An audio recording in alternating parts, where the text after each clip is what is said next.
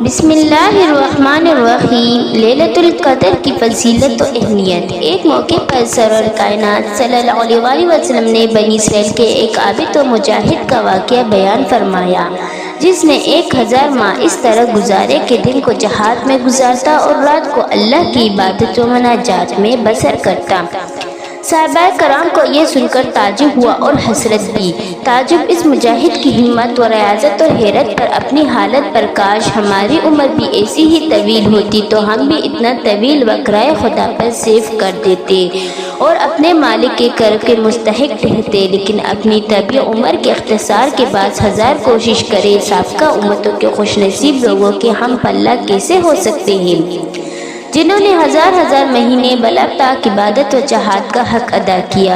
یہی بات آپ صلی اللہ علیہ وسلم کی خدمت میں معزز حسرت کے ساتھ زبان پر آ گئی کہ کاش ہم بھی ایسے طویل موقع مجاہد و مرکب اور عبادت ریاضت کے لیے ملتا تو ہم بھی بارگاہ خداوندی سے کسی بڑے انعام کے مستحق ٹھہرتے۔ اس پر سورۃ قدر نازل ہوئی اور اس امت کو بے پا انعامات و عنایت سے گرا برا کر دیا۔ رحمت حق ایسی جھوم کی برسی کہ اس امت کے جوئیں حق خوش نصیبوں کو نہال کر دیا۔ اس صورت میں لیلۃ القدر کی نوید سنائی گئی۔ اس رات کے ذریعے اس امت کی باہمت افراد کے لیے ایک موقع پیدا کیا گیا جس کو حاصل کر کے وہ سابقہ امتوں کے صالح اور اولو العزم افراد سے جنہیں طویل عمر دی گئی تھی آگے بڑھ سکتے ہیں۔ اسی کا نام لیلۃ القدر رکھا گیا۔ یہی قدر و منازلت والی رات جو خوش نصیب اس رات کو پالے، اس رات میں ایمان و استحاب سے قیام کرے گا تو اس کے سابقہ تمام گناہ بخش دیے جائیں گے۔ وہ اب تک بے قدر و قیمت تھا تو اب صاحب قدر و قیمت اور عزت و شرف کا حاصل ٹھہرے گا۔ پھر یہ قدر و منازل کیا کوئی اندازہ بھی رکھتی ہے؟ فرمایا نہیں۔ وما ادراک ما لیلۃ القدر، تو تم کیا جانو وہ قدر والی رات کیا ہے، یعنی تم اس کے عز و اشرف کا اندازہ نہیں کر سکتے۔ پھر فرمایا لیلۃ القدر خیر من الف شہر، وہ قدر والی رات ہر 1000 مہینوں سے بہتر ہے۔ کتنی بہتر؟ وہ 4 گنا 1000 گنا اللہ ہی بہتر جانتا ہے۔ پھر 1000 کا لفظ عربوں میں ایسے موقع پر متقین عدد کے لیے نہیں بولا جاتا بلکہ غیر معمولی کثرت کی طرف اشارہ کرنا مقصود ہوتا ہے، یعنی وہ رات اپنی فضیلت و شرف میں غیر معمولی اور بے حد حساب کی حیثیت کے حامل ہے۔ اس رات میں کیا ہوا؟ عمل و اجر و ثواب کے اعتبار سے ہمارے عدد و پیمانوں میں تو آنے والے نہیں۔ یہ مطلب بھی ہو سکتا ہے جس طرح اس ماوی دنیا میں فصلوں، موسموں اور اوقات کے اعتبار سے ہر فصل کی برق و بال لانا اس کی کاش کے ایک متعین وقت ہوتا ہے، اسی میں پوری طرح افزائش و نمود ہوتی ہے۔ جس طرح ہر موسم اپنے خصوصی تغیرات و اثرات رکھتا ہے، جس طرح مختلف اوقات اپنی تاثیر و تاثیر میں امتیاز کے حامل ہے، اسی طرح روحانی دنیا بھی اوقات اور موسموں کا اعتبار ہے جس میں عمل کے افزانی قبولیت اور اثر و نفوذ اپنا ایک خاص مقام رکھتی ہے۔ یہ رات بھی ایک ایسی ہی رات ہے جس میں کیا جانے والا نیک اعمال اپنے اجر و ثواب میں تخیر و احوال اور تاریخ پر اثر ڈالنے میں بے مثال ہے۔ قدر کا ایک معنی تقدیر بھی ہے، یعنی یہ وہ رات ہے جس میں تقدیر بنتی اور بگڑتی ہے، اس میں افراد و اقوام کی قسمتوں کے فیصلے ہوتے ہیں۔ اسی رات میں سال بھر میں نفوذ پانے والے امور کا کناع قضاء و قدر کے حوالے کر دیا جاتا ہے۔ اسی امت کو اس رات کی تلاش کرنے اس کے نتیجے میں اپنی قسمت سنوارنے کا حکم دیا گیا ہے، یعنی اس رات کی تلاش کے لیے آخری عشر رمضان کا اعتکاف کرو۔ جس ذات کی محبت، جس کے قرب و اصول کی خواہش میں تم اس آستانے پر آ پڑے، جس کے لیے تم نے دن کا عیش رات کا آرام چھوڑ دیا، اس نے تمہیں نوازنے کے لیے ایک بہانہ مہیا کر دیا، کیونکہ رات حق بہانہ جو ہی بہنمید جو بہانہ اس رات کا حصول ہے، اس کی تلاش میں کھو جاؤ، اس طرح اپنے مقدر کو سنوارے اور روشن کرنے کا سامان کرو۔ شاید اسی وجہ سے اس رات کا تعین نہیں فرمایا تاکہ سوز و مستی، جذب و شوق اور روح و دل کی بہنائیوں کو پوری طرح بروکار لا کر عبادات کو عشق معراج بخشی جائے۔ احادیث میں غور کرنے سے معلوم ہوتا ہے یہ رات رمضان المبارک میں آتی ہے، آخری عشرے میں غالب امکان ہے۔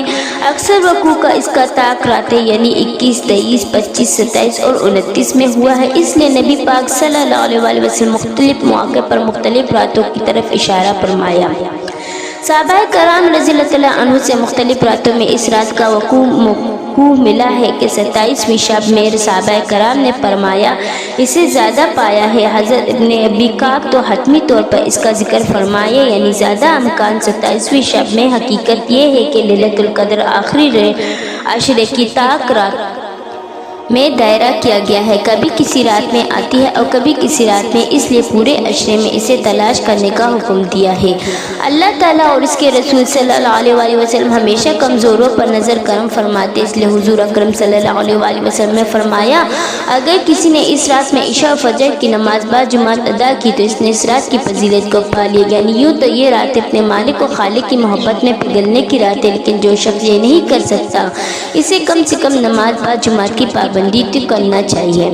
حضرت عائشہ صدیقہ رضی اللہ عنہ نے آپ صلی اللہ علیہ وآلہ وسلم سے پوچھا اگر میں اس رات کو پا لوں تو کیا دعا کروں؟ آپ صلی اللہ علیہ وآلہ وسلم نے فرمایا یہ دعا کرنا، اے اللہ تو سراپا معافی ہے، معافی تو پسند کرتا ہے، مجھے بھی معاف فرما۔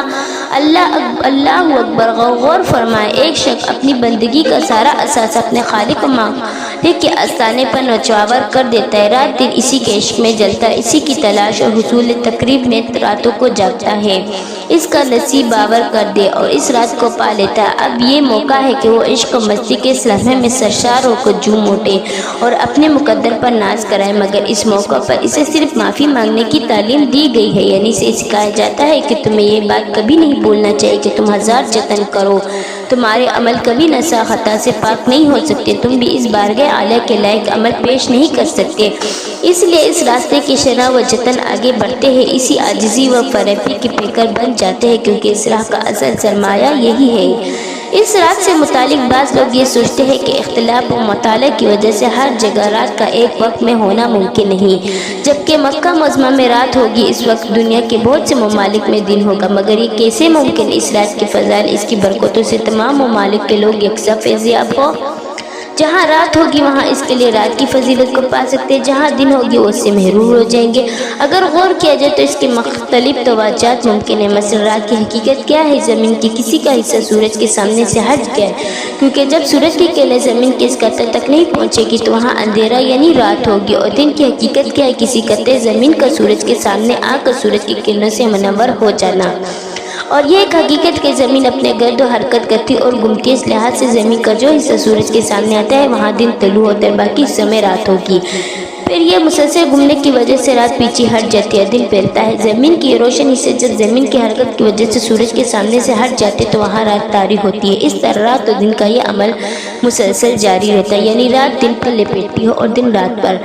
اس حقیقت پر غور کرنے سے پہلے یہ بات سمجھ آتی ہے کہ مختلف قطن زمین پر رات کی طاری ہونے میں کہیں اتفاقاً نہیں، کیونکہ زمین کی حرکت ہر دن جاری ہے، جیسے جیسے زمین سورج کے سامنے ہٹتی ہے رات میں ڈوبتی جاتی ہے۔ یہ سفر چونکہ مسلسل جاری، اس لیے رات بھی بلا اتفاق مسلسل جاری۔ فرض کرے جب لیلۃ القدر مکہ معظمہ میں وار ہو تو یہ لیلۃ القدر زمین کے گردش کے ساتھ مسلسل آگے بڑھتی جائے گی اور زمین اور اہل زمین کو اپنے برکات اور بانٹی جائے گی۔ یہ رات ایک ہی، البتہ مختلف ممالک کے لوگ اپنی اپنی باری اس سے فیضیاب ہوتے جائیں گے۔